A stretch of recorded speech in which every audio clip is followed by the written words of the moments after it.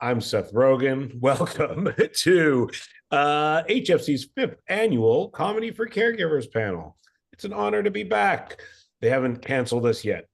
This is the first year we're doing this panel for our full audience, so that's very exciting.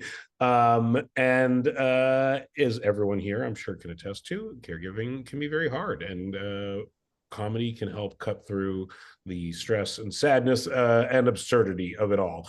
And today we have an amazing lineup of very funny people who know a lot about finding humor in life's hardest moments. And I will introduce them one by one to get you all very excited about it. We have Emily V. Gordon, who is a former therapist and current writer, but those books behind her are fake. She's based in Los Angeles. She's Oscar nominated for the screenplay of The Big Sick, which is an amazing thing. She produced the show Little America, Welcome to Chippendales for Hulu, and The Meltdown with Joan and Kumail, which is a great show.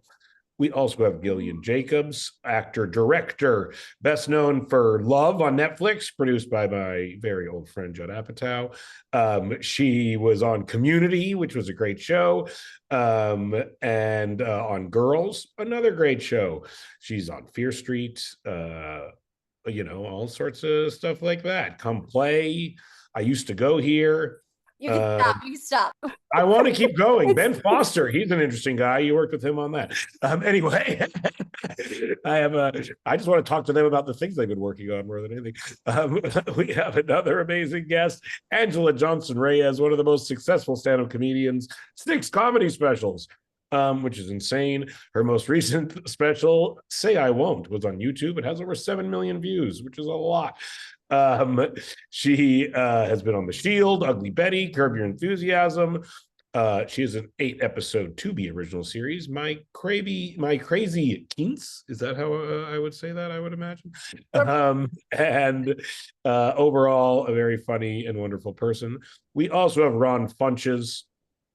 It says in my notes, Ron Funches is a national treasure, and I'm just glad that is how. I'm glad that's how the press packet has chosen to describe you, because I couldn't agree more. I've been friends with Ron for a long time. He's an amazing stand-up comedian. He's done a bunch of our events before. He's been on the Goldbergs, Blackish, The New Girl, Transparent, Single Drunk Female, Curb Your Enthusiasm. I did a show with him, Future Man. He was in a few episodes about that. He's in Get Hard, 6 Underground. Is that the Michael Bay movie? Damn, I know you're in that. I got to ask you some Michael Bay stories after. We could just do a whole panel on Michael Bay stories. That could be fun too. And he's done voices in many great things: Trolls, Harley Quinn, Bob's Burgers, Adventure Time. Overall, a wonderful panel of people here. So I couldn't be more excited. Let's dive in. Emily, I'm going to start with you. You are a writer, you're a producer, you're a former therapist, and you've made one comedic film, I think directly tackling, I think, personal hardships, I guess I would say, that you've gone through. And in more recent years, you found yourself as a caregiver for a loved one with dementia. So just what's that been like? And how is your instinct to use humor and creativity to kind of bring your personal stories to life? How are you navigating that in this moment as well, I guess? Well, that's a lot of questions. I know, it's a lot. Choose to say what you will. I don't care. Answer any part. Answer none of it. Say something else. I don't mind. Yeah, I think so my husband and I made a movie about how we met that also inevitably talked about me being in a coma and almost dying and being hospitalized for a long time. And so that was definitely an interesting process of learning to think about and how you process horrible things that have happened to you. And that took time. That took we didn't even start tackling that until 5 years later. Caring for my mom had dementia, and caring for her was it was hard because the only way you can kind of get through it in the moment is making jokes, right? If any of you have cared with someone for dementia, you've done the thing where you have to clean human feces up. We've all been there. You have your feces shoes that are separate than your regular shoes and separate than your inside shoes. and you get your little kit that you have to go and after doing this a few times, and we would like go and dump it outside in the driveway, and I just pointed to my dad how great the flowers were growing right there. And then and we laughed about that for I'd say about 35 years. I don't think we've ever, because it was in the depths of absolute horror and despair of having to clean your mom up and having to clean the house up and trying not to like lose your mind while you're doing all of that. And I'll take that with me the rest of my life. And that memory and that laugh was the best laugh I've ever had in my life. And I don't know, I kind of assume everybody has gallows humor, right? We all need to have it because it's the only way you stay sane. And if you're a caregiver or if you're just trying to get through an experience, you have to keep your sanity. You have to shred back any humanity, any life that you can find. You're not doing anyone any good if you just torture yourself with the miseries of it all the time. You're not doing the person you're caring for, you're not doing yourself good. So those shit flowers are a very big deal in my family because they were fertilized by my mom. And yeah, does that answer your question, Seth? It really does. And shit flowers is just a great expression. They're beautiful. There's no flowers like shit flowers. trauma fueled shit flowers are these. Absolutely. On Valentine's Day, especially, it's a very relevant. You don't want to pick them. You want to leave them there. You don't want to put those in. Very relevant story. This year, give a gift of shit flowers. Gillian, I'm gonna head over to you now. You went on Who Wants to Be a Millionaire and raised $125,000 for Hilarity for charity, which is fucking incredible. I would have been out literally the first question. You have a family member with Alzheimer's, and I guess what have you, how have you found the whole journey? And again, as someone who's, I think, comedically inclined, very much so. We're also on Invincible together. We have not talked about that very much. Yes, We're on a show. You're so great on the show. So, Well, that's so yeah. funny because my family member is, I guess, relatively early on the Alzheimer's journey. So, in memory care, needing assistance, but relatively early. So I like to make us both do things we're not good at. So lately we've been doing art. And so I actually have some from this week next to me. And I have to unblur my background, but I challenged my family member to draw an alien, and you play an alien on Invincible. So here's the alien that my family member drew and named Roger. Roger has a balloon. One letter away. Roger has two faces, a balloon, some antennas, and I just was prompting them to answer questions about Roger. What does Roger eat? And I was surprised with the answer. He eats cucumbers and rats. So my family member, is still able to engage with me in these kind of ways. And so I sort of push a bit to do these activities, but we end up really both having a good time and laughing. And that is bonding too, to still have these fun, silly experiences together. Definitely a lot of jokes made while wiping butts. Emily, role reversal and, the circle of life, and you did it for me and now I'm doing it for you.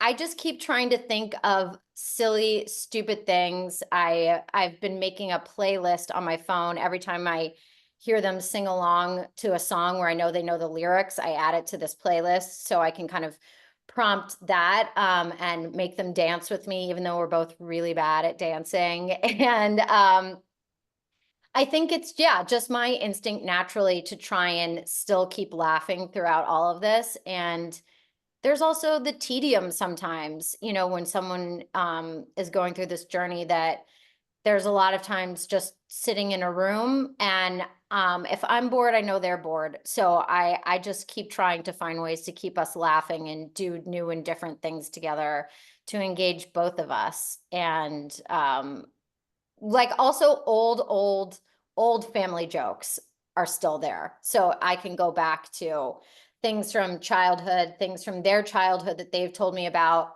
You know, farting is always funny. My grandpa farted a lot. We can always talk about that. And so I just keep challenging myself to kind of go back to times that I know are still clear for them. I've like played top 10 songs from when they were like in high school. I look up like the Billboard top 10 hits and just start playing them, and then asking them a lot of silly, stupid questions that they roll their eyes at. But then, you know, inevitably it sparks kind of a fun, silly conversation. That's great. When Lauren was caring for her, or she would just kind of visit her mother and not know what to do, and so she started reading like Danielle Steele, like kind of trashy novels with her. Even though I don't know how much her mother was taking it in, but then Lauren would start to get really invested in them and just want to know what happened next. But yeah, I think it's funny what you find yourself doing. I mean, yeah, it's just excruciating at times. So you need something to get through it, you know. But Angela, I'm going to move on to you now. You shared, stories of supporting your aging parents in different ways. Yeah, I mean, how has that shaped your approach to your comedy? Have you is it a big subject for you? Is it something that you find people really connect to when you talk about on stage and things like that? For sure. I mean, I always talk about my personal life on stage in my joke writing. And now I'm like just realizing as we're talking about, caregiving and taking care of, aging parents. I just had my first kid in my 40s, and my daughter for sure is going to have these stories of me when I'm older, and poor thing. I know that I use my comedy in the moment when it's hard, but sometimes it's after the tears. Like sometimes the tears come first and then the comedy afterwards. And other times you can laugh in the moment. But like, the first time my Thea Mary forgot who I was or couldn't recognize me, it definitely wasn't a laugh in the moment. It was kind of like a register of like, no, there's no way she doesn't know who I am. And then I would start coming up with my own tools of trying to get her to recognize me when I would first see her, and I would sing because I would always sing to her and dance for her. And so I'm like, well, if I just sing and dance, she's going to know it's me. So I would start singing and dancing. And of course, she'd start clapping and like being into it. And then like I think half and half she knew it was me, and then half it was just she was happy somebody was singing and dancing for her, whoever this cute girl is. Like, okay, thank you, but like in those moments I take it for what it is to me and what I want it to be to me, and I'm like, yeah, she remembers me. This is our song. Obviously she knows it's our song that we sing together. But it's in the moment. Sometimes it's a tear first, and then sometimes it's the laugh first, and it really goes case by case. And then I take those moments and I talk about it on stage. And I talk about my Thea Mary. I've talked about her in 3 of my hour specials now. And in this most recent one, I'm talking about how, she was the woman who anytime we would call her, she's passed now. She passed 2 years ago. She lived all the way to be 102 years old. Hey, Yeah. one for Thea Mary, 102. She was the Thea that anytime we would call her to check in and be like, hi, Thea Mary, how you doing? She'd go, oh, still kicking, but not that high. And that was too bit. Anytime somebody would call her, and she would always ask me about my tour dates and where I was going to next. And no matter what city I told her I was headed to, she was always going to respond the same way. With the weather the way it is. Like, I don't know what news station they had on in the home that she was in at this point in her life, because there was always a storm everywhere. Everywhere there was inclement weather, and weather. It was happening all over the country. Somebody needs to do something about this. That's very funny. I'm gonna move over to you, Ron Funches. Whether people are caring for their parent or a child with special needs, like I've heard you navigate some very tough subject matter in a very bold way. I mean, I guess how did you At what point did you decide that you were just going to like really dive into your personal life and you're very aware you're talking about things that I think are very uncomfortable for a lot of people and that a lot of people would struggle to find comedy in. Like how did you like overcome that and kind of navigate that?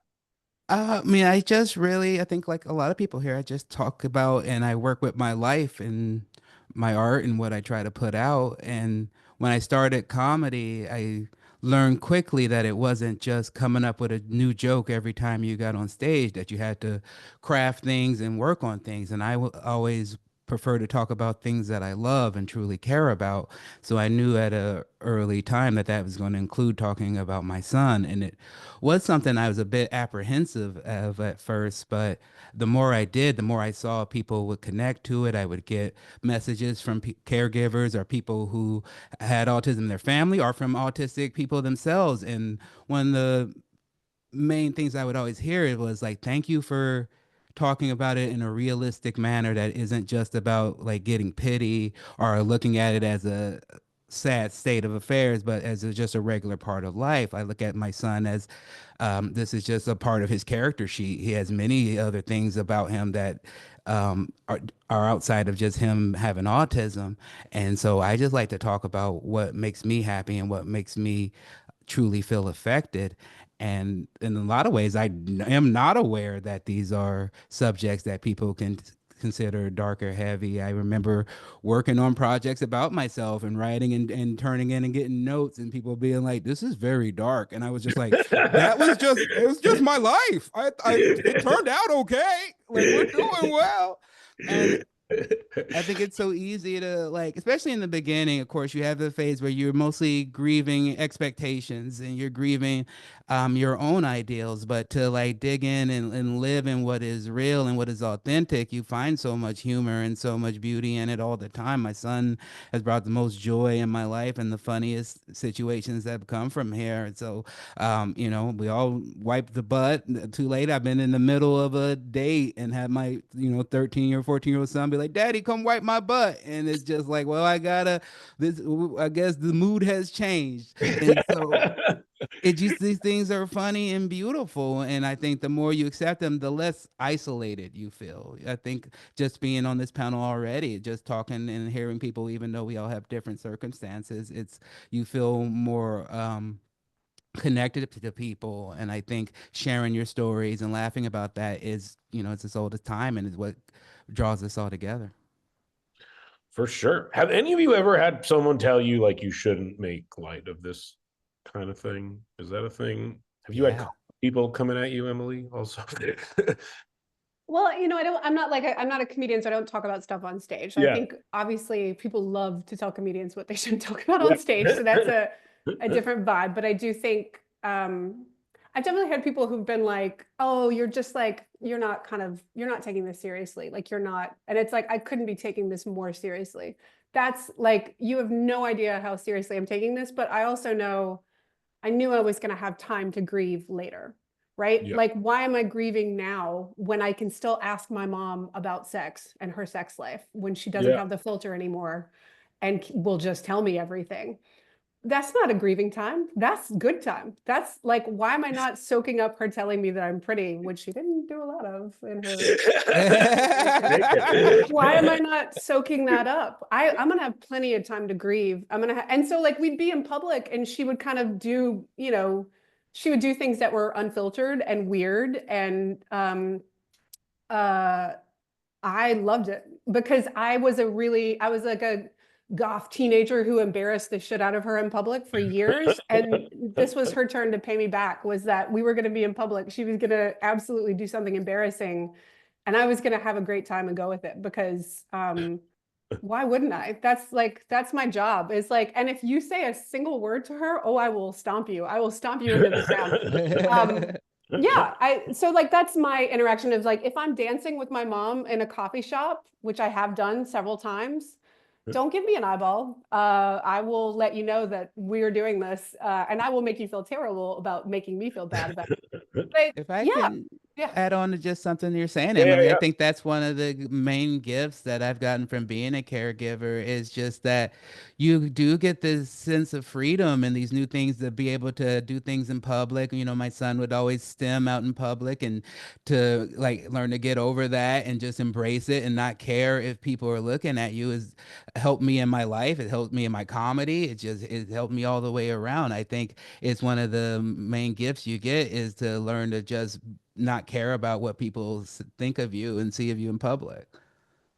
That is great. I could use more of that. Yeah. Have you had people, Ron, telling you not to joke about the stuff that you joke Oh, about? of course. Yeah, no. When I first started talking about it, and the main thing that always struck me is that it usually wasn't someone who had a ties to the community. It was someone who just was like, I don't know if you should be doing that. That's out of bounds. This is something that you don't talk about. But whenever it was someone who actually had autism or worked with it, they were always more embracing of it. So I learned not to really care about what those people think. And also, it's just, it's my life. I'm going to talk about my life. And I always try to come at it with a sense of love as well. I don't think there's any joke I do about my son that you can't tell that I truly love and care No. for him. Yes. You come across as a very good father in your work.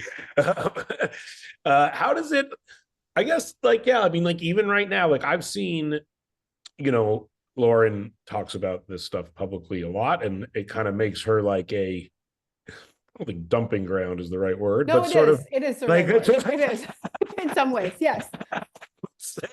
sort of a safe outlet for people to connect on their own grief and their own situations, because she has, been out there talking about this stuff. So how, as people who have either been doing this for a while or are just starting to kind of dip their toes in the waters of really kind of getting deep with their personal journeys, like how have you found that aspect of it, kind of um people coming up to you? Angela, do you find that a lot of people connect with, try like just kind of emotionally maybe dump on you, or reach, or find you just a safe place to maybe bring up their own very traumatic situations? I think absolutely, but I honestly, um, I enjoy I enjoy it because I connect on a human level with people. And when I have people leave my show being like, if you lived in Tulsa, we'd be besties. You know what I mean?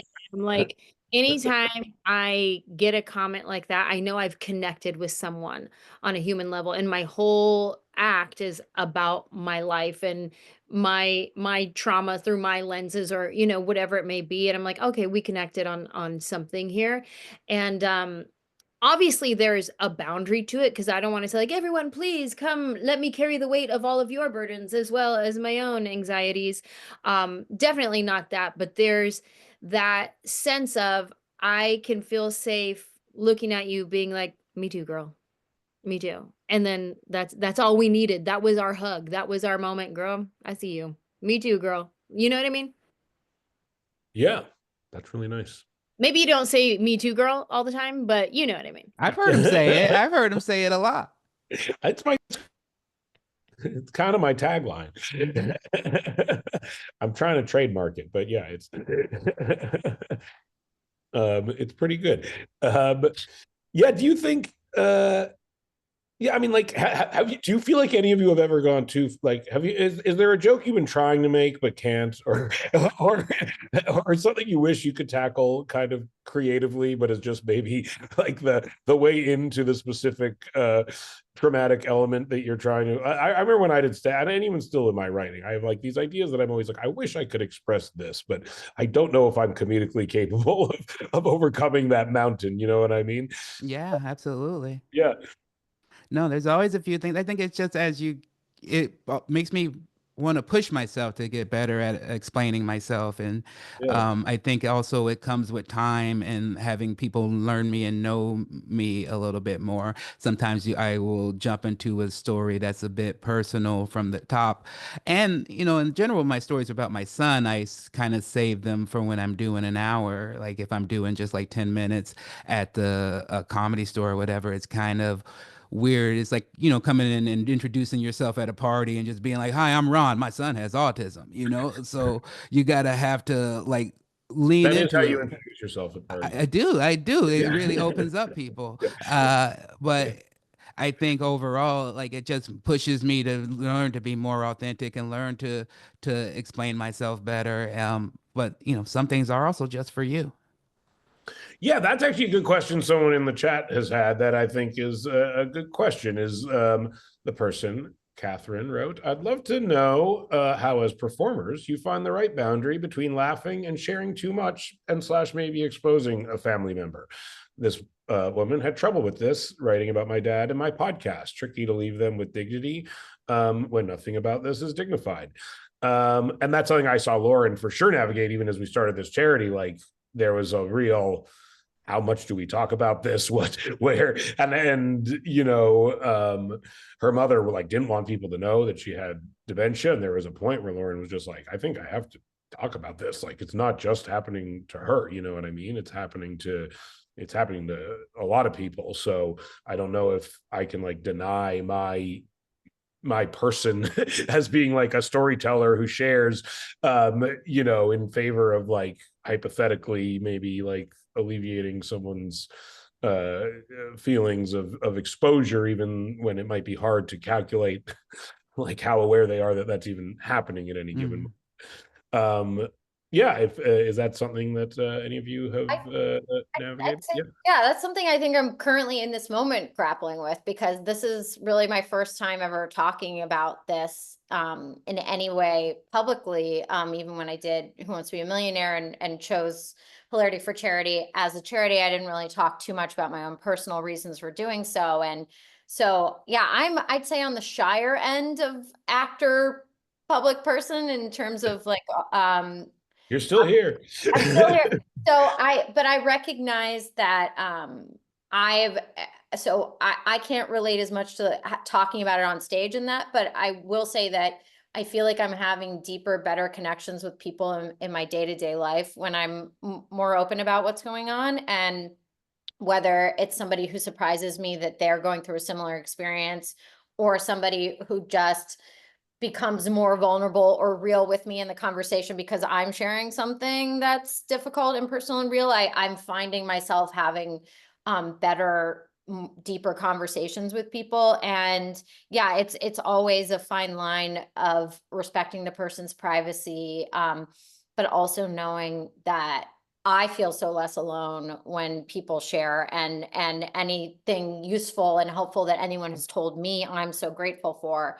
So as I go along it, I want to be able to do that. But I think there's a, you know, for me, I find myself wanting to share and then kind of wanting to hide. So it's not something I've worked out entirely, but I do know that there are so many people who are going through an experience like this, and that I'm always shocked by how many people can relate. Mm-hmm. Yeah, definitely. I've also never talked about this publicly. I've never talked about my mom publicly until this. So I'm going through the same thing. And I noticed you said parent, family member, and I was like, oh, I should have done that. Good job. Good job. Because I do, and also having written something that involved where my family played characters in a movie, I'd already had experience of wanting to respect their privacy and kind of changing enough details that they felt comfortable. So it's weirdly a thing I've dealt with in a different context. But I think just for anybody who's watching this, that can change every day. Like how you feel about how comfortable you are can change every day. And I want to tell people it's okay for it to change every day. And just because you shared a lot of details about it previously does not mean you have to do that every time someone asks you, or every time you talk to someone about it. There are days when I talk about my mom all day long to people in my life, and there's other days where I'm like, no, dog, this is not happening. Like I don't feel in the right place. And you have to respect that. You don't exist to make other people feel better about what they're going through. And so to me, it's a fine line of wanting to feel that connection, but also understanding it's not my job to make other people feel less alone. It's lovely when it happens, but that it's not a requirement of any of us. And that's important too, because it can be really hard sometimes and you don't have to struggle through it. Yeah. I love what you said because I think that's how, as a person who does write a lot about my son and write about the things that we go through, I think the line that I try to make for myself is that I always try to lead with love, and then I always try to talk about something that I witnessed and from my perspective. I don't ever want to speak for him or do anything of that nature. And then overall, I always come in with this rule of like, am I writing this? And when I say it, does it feel like I'm connecting with people, or does it feel like people are laughing at my pain? And I try to, and sometimes I don't know the answer to that until I hear the joke and hear the laughter. And sometimes I'm like, oh, I didn't really like the way that felt for me, and I will adjust and pull back on that. But I think as long as it's about connection and it's about sharing, and you feel good, and you are not only pouring your cup out, but you're being filled back up, then it's good. But when your pain is being prostituted out, then it's just not fun for anyone. So Very much. that's such a good point with writing, Ron, and having that internal meter of like, okay, I don't know that this felt right for me. And I write about my life and I try to keep it from my perspective when I'm joke writing about like my relationship with my dad or how my dad was when we were growing up. And I did have a moment once, and my dad, he's still with us, and he was at one of my shows, and I would go, I did a whole bit on my dad and just how he was, and he was frugal and he was the cheap guy. And, um, after the show, I'm at the merch booth and my dad was there at the show, and he came up to me and I'm like, oh, hey, Dad, I'm excited to see him. And then someone standing in line saw that it was my dad, and she made a comment like, oh, you're the cheapskate. And it was like this moment of like, hold on, I get this, I have relationship. I get to say things about my dad. You don't. But then also seeing my dad's face when that happened in that moment, I immediately went back through that bit and was like, okay, what is necessary of this bit? What really, where do I get the point across? And then where can I dial it back in? And I didn't know to even think. My dad, he loves when I make jokes about him and how he was, but I think in that moment when he was perceived a type of way, I think it was a wake up call for both of us that, oh, wait, people are missing the point of this joke and they're like making an opinion about it. Like, hold on, wrong message being put out there. Let me redo this. But yeah, just want to throw that out. It is true though that I did stand up, and I had the first jokes I ever wrote were about my grandmother being like bald basically. And I remember even at the time being like, oof, like she's gonna fucking hate this. And then I stopped writing jokes about them, and then she would yell at me because I don't write jokes. She was like, how come you don't write jokes about me anymore? And I was like, so people like attention, I find, ultimately. Oh God. Yeah, I mean, we're kind of wrapping up the panel discussion, it says, when there are 5 minutes remaining. And I'm a very, I try to follow this thing to the letter. So I don't know, any closing thoughts, comments from anybody? Anything you want to leave us with? Yeah, I mean, and just like, again, like, how does this feel, in general, just kind of sharing this stuff? Some of you, it's your first time. Some of you have been made a lovely career out of it. Yeah, just like what is your experience with this so far? And do you think you'll be doing more of it? I mean, people in the chat I don't know if you're reading what people are saying, but there's just hundreds of messages thanking people for sharing. And again, I think it just really helps everyone when people hear other people's stories, yeah. I'll say two things quickly. One, you don't have to have a hot take. I think that you don't have to make art out of your pain. You don't have to make jokes out of your You pain. can just tell people about it. Yeah, you don't have to do any of this stuff. If it makes you feel better to joke with friends. I also run into sometimes people who go through traumatic things and go, I should really do something with this. Like you're living with it. That's what you're doing with it. You don't have to make art out of any of this stuff. that is not the purpose of going through stuff, and that is not the purpose. That's not what any of this is. And I have a lot of things that make me miserable, and I like to keep them there. Thank you.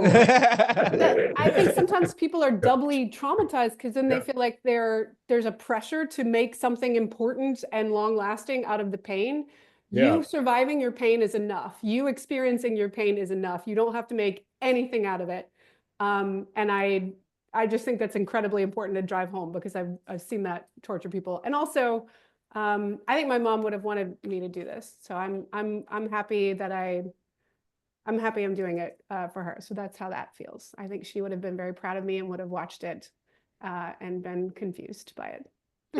I would say I'm very happy I'm doing this. And as you were just speaking, Emily, I also realized this is a generational thing for me as well, because I had grandparents on both sides of my family that also had Alzheimer's. So, you know, you have this unique experience of going from talking about this experience with your grandparents with the person who is now also experiencing that same disease, which is, you know, it can really be gut wrenching.